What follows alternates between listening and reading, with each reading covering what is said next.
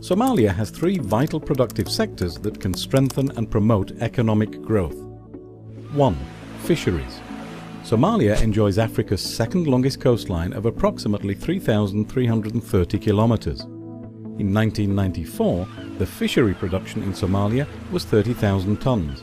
By 2018, it is estimated to grow up to 100,000 tons per year. The annual yield of fisheries in Somalia has a potential to reach 200,000 tons per year, with an estimated annual revenue of $200 million. 2. Agriculture. The two perennial rivers in Somalia, Juba and Shabelle, originate at the Somali border with Ethiopia, and from there they flow through southern Somalia. Juba is 1,004 kilometers in length, whereas Shabelle is 1,130 kilometers in length.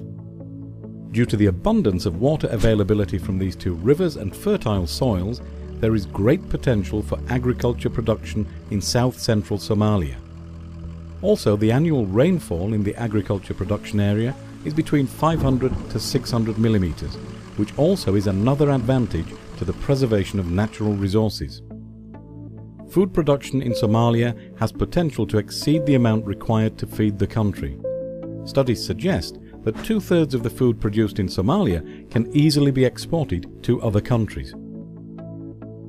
3. Livestock. Livestock contributes to over 40% of Somalia's gross domestic product, GDP. In 2014 alone, there have been 5 million livestock exported from Somalia, the highest number ever exported from Somalia in the last 20 years. Livestock has always been a stronghold in Somalia's economy, bringing forth an annual contribution of over $360 million. Somalia's three major sectors, fisheries, agriculture and livestock, do not only provide an abundance of wealth, but can also act as a catalyst to stabilize the country and its economy. Therefore, with proper management and policies in place, Somalia can once again become a booming center of commerce, dominating the regional trade markets.